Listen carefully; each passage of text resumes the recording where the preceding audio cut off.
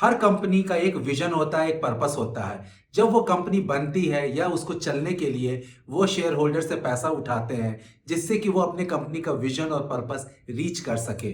और बाद में उनका हमेशा से ये कोशिश रही है कि वो शेयर होल्डर्स को कितना मैक्सिमम रिटर्न दे सके। और फिर उसके बाद ये साइकिल चलती रहती है, शेयर होल्डर से पैसा लिया जाता है, विजन और पर्पस रीच किया जाता है और फिर उन्हें मैक्सिमम रिटर्न दिया जाता है। जैसे कि गूगल का ओरिजिनल पर्पस था organising the world's information, Netflix का ओरिजिनल पर्पस है एंटरटेनिंग द वर्ल्ड।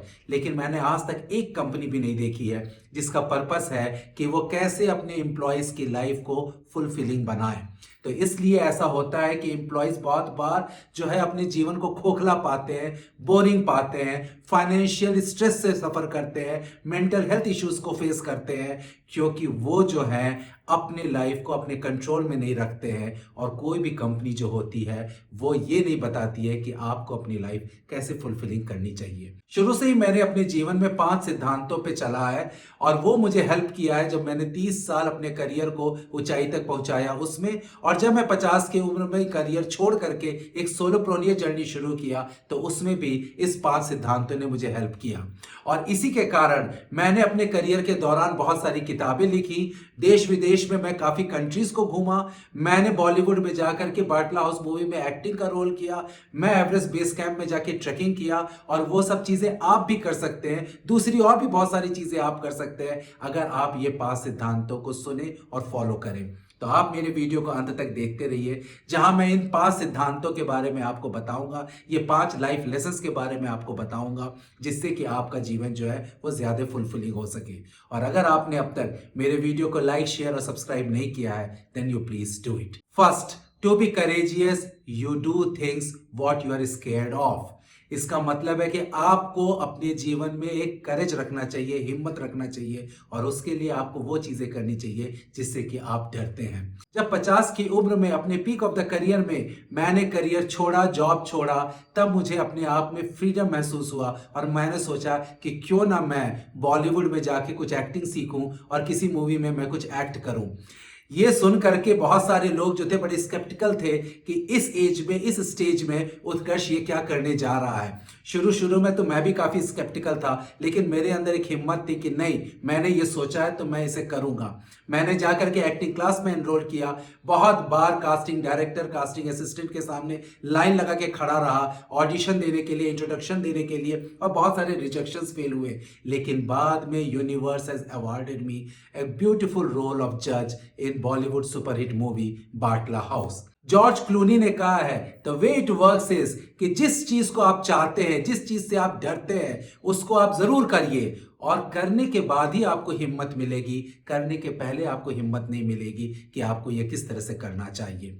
तो आप जो भी अपना सोचते हैं, चाहते हैं, उसको करने के अंदर क्षमता रखिए और हिम्मत रखिए। और बहुत प्रोफेशनल्स को मैंने देखा वो अपने कंफर्ट जोन में रह जाते हैं, जबकि उनकी ड्रीम और पैशन बहुत कुछ होता है और वो कुछ कर नहीं पाते। उनको डर लगता है कि लोग क्या कहेंगे, उनको डर लगता है कि अगर मैं फेल हो गया तो क्या होगा। लेकिन एज ए लीडर मैंने कंपनी में बहुत प्रोफेशनल्स के साथ काम किया है, थाउजेंड्स ऑफ प्रोफेशनल्स के साथ काम किया है और मैं बड़े इजीली स्पॉट कर सकता हूं कि किस इंडिविजुअल के अंदर करेज है। भले वो इनिशियली नर्वस हो, भले वो इनिशियली शेकी हो, लेकिन वो रिजल्ट दे देता है। ऐसे इंडिविजुअल्स जो होते हैं उनको बहुत जल्दी स्पॉट कर लिया जाता है और वही जो है औरों से अलग हट करके फास्ट ट्रैक करियर बनाते हैं। तो अगर आपको अपने लाइफ में बहुत कुछ करना है तो आपको वेरीड लाइफ एक्सपीरियंसेस लेकर के करेज के साथ आगे बढ़ना होगा।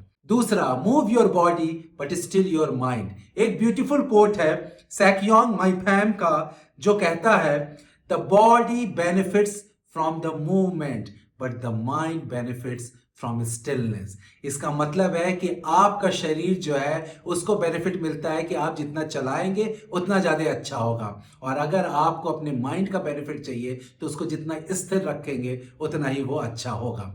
और ये बात मुझे तब समझ में आई कि जब मैं अपनी पत्नी के साथ पिछले साल एवरेस्ट बेस कैंप के ट्रैक के लिए गया, जो कि 8 दिन का ट्रैक था। वो फिजिकली एग्जॉस्टिव था और मेंटली ग्रोइलिंग था। और तब मुझे पता चला कि उस नेचर के बीच में एक ह्यूमन बीइंग जो होता है वो कितना छोटा होता है, कितना लाचार होता है, लेकिन अपने अंदर की मजबूती के कारण, अपने अंदर की दृढ़ता के कारण वो नेचर के सारे ऑब्स्टेकल्स को ओवरकम कर लेता है। तो किसी दिन मुझे विंड मिला, किसी दिन स्नो मिला, किसी दिन सनशाइन मिला, किसी दिन रेन मिला, लेकिन हम लोग चलते रहे। और जो माइंड था वो बॉडी को आगे बढ़ने के लिए कह रहा था, और दूसरी तरफ हर दिन जो लैंडस्केप चेंज हो रहा था उसको कैप्चर करने की कोशिश कर रहा था, उसको मन में बैठाने की कोशिश कर रहा था।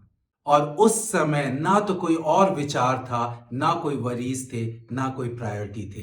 लेकिन जो हमारे प्रोफेशनल्स हैं वो इसका एकदम अपोजिट करते हैं। उनकी बॉडी जो है एकदम हुक्ड रहती है लैपटॉप से, गजेट से, और उनकी बॉडी की मूवमेंट बहुत कम रहती है। और उनका विचार जो कि स्थिर होना चाहिए वो नए नए इंफॉर्मेशन का, नए नए एंटरटेनमेंट का, नए नए ब्रेकिंग न्यूज के पीछे भागती रहती है, जो कि totally against the life lesson है। तो अच्छा होगा कि आप कोई आउटडोर हॉबी लीजिए, कुछ फिजिकल एक्टिविटीज लीजिए जिसमें कि आपके बॉडी की अच्छी खासी मूवमेंट हो। And few times in a month you must really go to the nature, so that आपको जो है नेचर में जाने से काफी कुछ लर्निंग आती है और आपके बॉडी को भी काफी बेनिफिट होता है। और आपको कुछ समय के लिए रिफ्लेक्शन करना चाहिए, सॉलिट्यूड में रहना चाहिए। ये लोनलीनेस नहीं है, जबकि आप अपने गजेट से दूर रहें।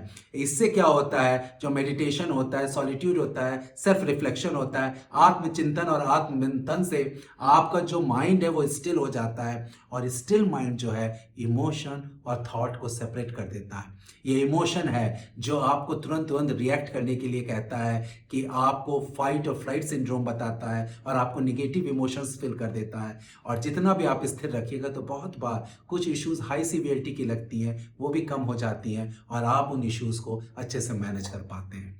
तीसरा प्रिंसिपल है, perfection is the enemy of progress.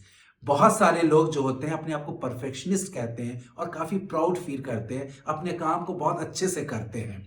लेकिन आप ये चीज समझ लीजिए, किसी भी काम को स्क्रैच से लेकर 90% तक पहुंचने में जितना समय लगता है, उतना ही उस काम को 90% से 99% पहुंचने में लगता है। बहुत सारे प्रोफेशनल्स जो हैं अपनी स्लाइड्स को काफी सुंदर बनाने की कोशिश करते हैं, घंटों घंटों लगा देते हैं, और वो प्रेजेंटेशन केवल 2 मिनट या 5 मिनट में पूरा हो जाता है। और जो ऑडियंस होता है वो केवल की मैसेज और एक स्टोरी याद रखता है।